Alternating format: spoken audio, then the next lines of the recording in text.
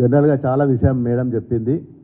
నేను ఒకటే అడుగుతున్నా, మరి కాంగ్రెస్ పార్టీని, ఇప్పుడు ముఖ్యమంత్రి అనేటోడు కాంగ్రెస్ పార్టీకా లేకపోతే తెలంగాణకా? తెలంగాణకు ఒక ముఖ్యమంత్రి, లేదంటే కాంగ్రెస్ పార్టీకి ఒక ముఖ్యమంత్రి, ఇద్దరు ముఖ్యమంత్రులు అయితే ఉండరనుకుంటా నేను.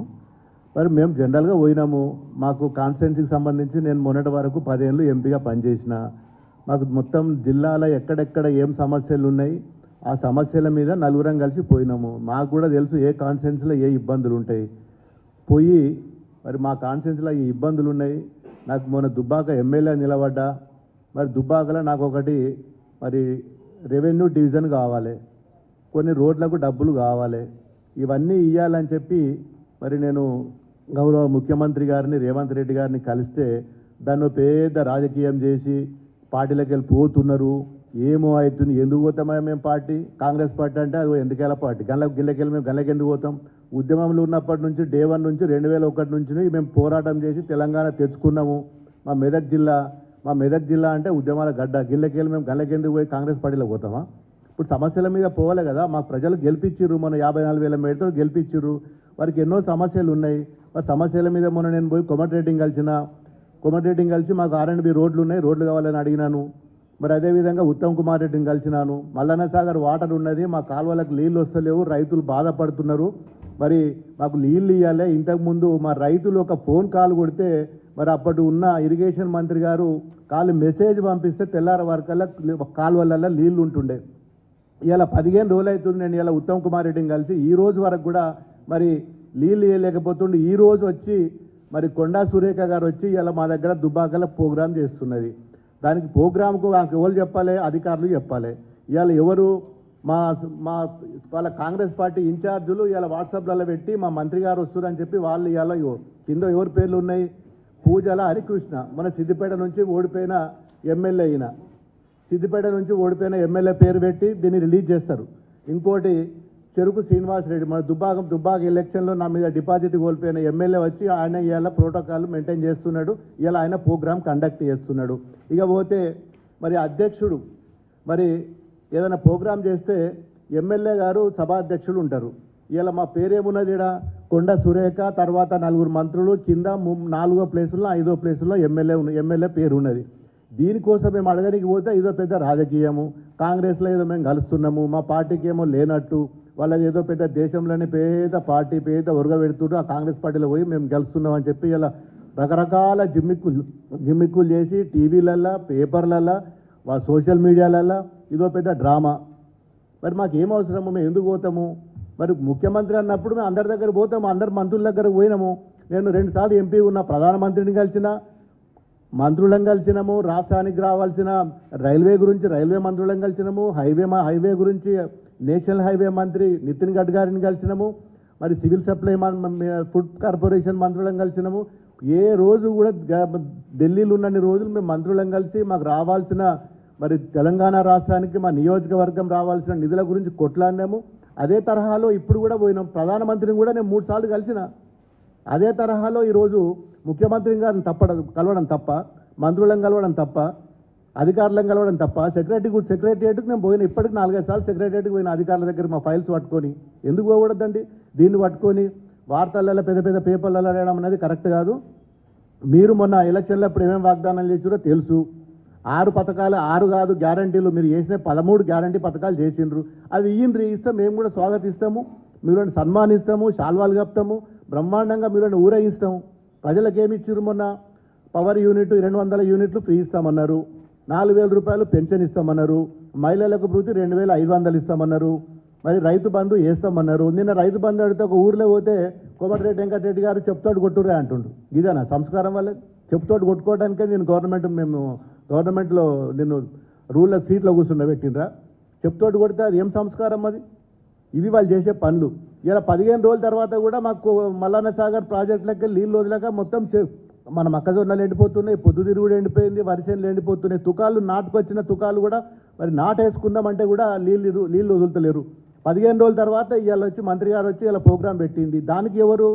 మొత్తం కాంగ్రెస్ కార్యకర్తలు వాళ్ళనే చీఫ్ గెస్టులు, వాళ్ళే స్టేజ్ మీద వాళ్ళే, ప్రోటోకాల్ దాంట్లో వాళ్ళే, అన్నిట్లలో కూడా వాళ్ళే. ఇలా వాళ్ళ సంస్కారం అది, మా సంస్కారం ఇది. మేము మొన్నటి వరకు కూడా నా దగ్గర రఘునందన్ రావు గారు బీజేపీ ఎమ్మెల్యే ఉండే, వాళ్ళు సభాధ్యక్షులుగా వాళ్ళ ఫోటో మేము అది కూడా చూపిస్తాను నేను ఎట్లా పెట్టినాం మేము. మరి ఆ సంస్కారం కూడా లేకపోతే ఎట్లా వీళ్ళకు? ఫస్ట్ సభాధ్యక్షుడు మినిస్టర్ కింద పెట్టినాం, మరి అదే తరహాలు వీళ్ళు కూడా పెట్టాలి కదా గతంలో పెట్టినట్టు. అంటే రకరకాల తప్పు పని చేసి మీరు అనవసరంగా మమ్మల్ని బదనాం చేసి పార్టీలు మారుతుండనేది కరెక్ట్ కాదు. ఖచ్చితంగా ఈరోజు రేపు జరగబోయే ఎన్నికల్లో కూడా మరి మెదక్ పార్లమెంట్లో 100% గెలిచేది గులాబీ జెండా. మా ఎంపీగా మేము మా గౌరవ కేసీఆర్ గారు ఎవరైతే అభ్యర్థిని మరి అవకాశం ఇస్తాడో మరి దానికి 100% రేపు జరగబోయే ఎన్నికల్లో కూడా మీరు చేసిన వాగ్దానాలు, మీరు చేయబోయే వాగ్దానాలు ఏమున్నాయో అవన్నీ కూడా ఎండగడతాం. అవసరం అనుకుంటే మరి రోడ్డు మీదకి వస్తాం. మాకు ఇదేం కొత్త ఏం కాదు. ధర్నాలు చేసైనా ఏదైనా ఇలా ప్రజలకు ఏదైతే మాట ఇచ్చిండ్రో మీరు ఆ మాట నిలబెట్టే వరకు కూడా మేము పోరాటం చేస్తాం. వచ్చే ఎన్నికల్లో కూడా ఖచ్చితంగా మెదక్ గడ్డ మీద ఎగిరేది గులాబీ జెండా. మా పార్టీ ఉన్నంతసేపు, మేము ఉన్నంతసేపు గులాబీ జెండాని ఇచ్చిపెట్టి కేసీఆర్ని ఇచ్చిపెట్టి ఎక్కడ పోయే అవసరము లేదు, మాకు ఉద్దేశము లేదు. మేము ఇప్పుడు కాదు, మళ్ళీ ముఖ్యమంత్రి గారిని నిన్న కలుసుడు కాదు, ఇంకా 100 సార్లు కూడా కలుస్తాం. సమస్యల మీద మా ప్రజల కోసం అందరు మంత్రులను కలుస్తాం, ముఖ్యమంత్రి గారిని కలుస్తాం. మరి ఇంకా 5 సంవత్సరాలు మ్యాండేట్ ఇచ్చిండ్రు.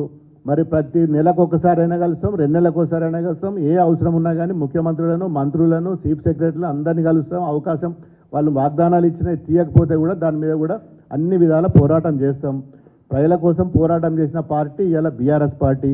మరి మా మీద అనవసరమైన దుష్ప్రచారాలు చేస్తే మాత్రం ఊరుకునేది లేదు. ఖచ్చితంగా ఎండగడతాం. మీరు చేసిన మొన్న ఎలక్షన్లో ఇచ్చిన వాగ్దానాలు ఏదైతుందో అవి పూర్తి చేసే వరకు కూడా మా పోరాటం ఆగది. Thank you. ఇంకేమైనా అడిగితే అడగచ్చు మీరు.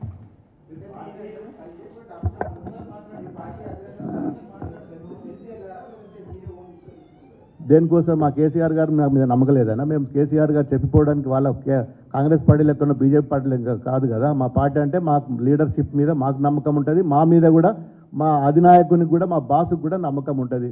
మా మీద అంత ఫ్రీడమ్ ఉంది కాబట్టి మేము పోగలుగుతాం. మాకంత భయం ఏముంటుంది? మా కేసీఆర్ గారు పోకమని చెప్పడు. అభివృద్ధి కంటే ఒక ఉద్యమం చేసినప్పుడే మరి గొంగలి పురుగునైనా నేను తెలంగాణ రాష్ట్రం కోసం ముద్దాడుతా అన్నాడు. మరి ఇవాళ మాకు కూడా మా తెలంగాణ అభివృద్ధి కోసం మేము ఎవరినైనా కలుస్తాం, ఎక్కడికైనా పోతాం. ఇంకా 100 సార్లు అయినా మేము రేవంత్ రెడ్డిని కలుస్తాం. డెఫినెట్గా ఒక బీఆర్ఎస్ లీడర్గా, బీఆర్ఎస్ ఎమ్మెల్యేగా తప్పకుండా పోతాం, కలుస్తాం. ఈ ఒక్కరోజు కాదు, ఎవ్రీ టైం, ఎనీవేర్ తప్పకుండా కలుస్తాం. అవును, మేము ఏమంటున్నామండి 45 రోజులు ఏమంటున్నాం? మేము ఏం చేయమంటున్నాం? మేము ఇప్పటికన్నీ చేసి పెట్టమన్నామా? మాకు ఏదో మీరు చెప్పినే చేయమంటున్నాం. మీరు ఏదైతే ఎలక్షన్లలో వాగ్దానాలు చేసినో గవ్వే అడిగినాం. మేమన్నా మీకు పైనుంచి తీసుకొచ్చి కింద పెట్టమంటున్నాం ఏమన్నా? మేమేం అడిగినాం? ఏమైనా గవర్నమెంట్ని ఇబ్బంది పెట్టలేదా? గవర్నమెంట్ కోఆపరేట్ చేయలేదా? మేము ఏం తప్పు చేసినాం? ఎక్కడ చేసినాం? చెయ్యం కూడా, మేము ఎక్కడ కూడా చెయ్యం. బాజాబ్తా యాజ్ పర్ నామ్స్ ప్రకారం, యాజ్ పర్ ప్రోటోకాల్ ప్రకారం మీరు ఇచ్చిన వాగ్దానాల ప్రకారమే మేము అడుగుతాం తప్ప ఎక్కడ కూడా మేము డీవియేషన్ కాము. ఎక్కడ కూడా మేము దాన్ని ఒక లైన్ తప్పి మేము పోయే పరిస్థితి ఉండదు. మాది డెవలప్మెంట్లో కానీ, పార్టీ పరంగా కానీ ఏ విషయంలో కూడా 100% మాది ఒక విజన్ ఉంటుంది. ఆ విజన్ ప్రకారం మా బాస్ ఏదైతే చెప్పిండో మా బాస్ డైరెక్షన్లో మేము పనిచేస్తాం. ఇది బీఆర్ఎస్ సిద్ధాంతము. బీఆర్ఎస్ డెఫినెట్గా హైకమాండ్ ఏంది ఇప్పుడు మేము చెప్పిందే వాళ్ళు చెప్పిన ఎవరైతే ప్రోటోకాల్ దాన్ని వయలేషన్ చేస్తుండ్రో అందరి తరఫున అందరికి ఇదే బాధ ఉంది కాబట్టి మేము ముందు పోయి అడిగినాం. అందరం కట్టకట్టుకొని అడగాల్సిన అవసరం ఏముంది? ఇది అందరికి ఉన్నది అని చెప్పినాం. మేము సీఎం గారికి కూడా నా ఒక్కరికి ఉన్నదే, లేకపోతే మేడం గారికో, లేకపోతే నర్సాపూరో, లేకపోతే ఇంకేదో కాదు. తెలంగాణలో ప్రతి ఎమ్మెల్యేని కూడా ఈ విధంగా పీడిస్తున్నారు. ఈ విధంగా ప్రోటోకాల్ లేదు. సాయంత్రం కూడా పోతే మాకు ఎస్కాట్ ఇస్తలేరు. సాయంత్రం గన్మెన్లను మార్చిండ్రు. ఇబ్బంది ఉన్నది. నాకు కూడా మొన్న ఇన్సిడెంట్ జరిగింది, నాకు కూడా ఇబ్బంది ఉన్నది, నాకు కావాలి, మాకు మంచి గన్మెన్లను ఇయ్యండి అని చెప్పి కూడా చెప్పినాం. ఇవన్నీ విషయాలు డిస్కస్ చేసినాం. దేనికోసం హైకమాండ్ మీద నమ్ముకున్న హైకమాండ్కి మేము చెప్పాల్సిన అవసరం మేము హైకమాండ్ ఏదైతే చెప్పాల్సింది ఉందో అదే విధంగా వాళ్ళ డైరెక్షన్లో మేము పోయినాం. హైకమాండ్లో నుంచి చాలా సమస్యల మీద చాలాసార్లు మేము డిస్కషన్ చేసినాం. మేము ఇవన్నీ మా మీద నమ్ముకుందండి హైకమాండ్. మేము హైకమాండ్కి మా కేసీఆర్ గారి మీద మాకు నమ్ముకుంటుంది. మేము ఏం తప్పు చేయం కాబట్టి హైకమాండ్ గారు మాకు వేరే పార్టీలు లెక్క కాదు, ముందే చెప్పిన నేను, మాకు ఎక్కడ పోయినా ఫ్రీడమ్ ఉంటుంది మా పార్టీలో. మేము అట్లా చెప్పిపోవడము, లైన్ తప్పిపోవడము అట్లాంటివి ఉండదు. ఎవరు చెప్పినా కింది నుంచి మీ దానిగా మాది ఒకటే డైరెక్షన్ ఉంటుంది. ఎస్ ఇదే ఇట్లాంటి బొందవెట్టుట్లు, ఇట్లాంటి నరుకుడు, ఇట్లాంటి కూర్చుడు ఇవన్నీ చాలాసార్లు మాట్లాడిండ్రు. అది వాళ్ళ విజ్ఞతకే వదిలేస్తున్నాము. ప్రజలు అన్నీ గమనిస్తున్నారు. ఎవరికి ఏమున్నది, ఎవరికి ఏ విజ్ఞత ఉన్నది, ఎవరిని బొంద పెడతారు, ఏది చేస్తారు, రేపు వచ్చే పార్లమెంట్ ఎలక్షన్లో కూడా మేము తెలుసుకుంటాము. దానికోసం మీరెందుకు అంత కంగారు పడుతున్నారు? డెఫినెట్గా అవన్నీ జరుగుతాయి. జరగబోయేటి ఏమున్నాయో ఉంటాయి. కానీ వాళ్ళ లాంగ్వేజ్ మాట్లాడినంత మాత్రాన బొంద పెడితే అయిపోతుందా? లాంగ్వేజ్లో చాలా మాట్లాడతారు, చాలా రకాలు మాట్లాడతారు. నోటికి ఏది ఉంటే అది మాట్లాడతారు. ఎంతమంది మాట్లాడలేదు కాంగ్రెస్ పార్టీలో? ఏమైపోయినరు? ఎవరు మాట్లాడినా కానీ ఒక దానికి లిమిట్ ఉండాలి. లిమిట్ ప్రకారం మాట్లాడాలి. బొంద పెడుతున్నంత మాత్రాన అయిపోతుందా?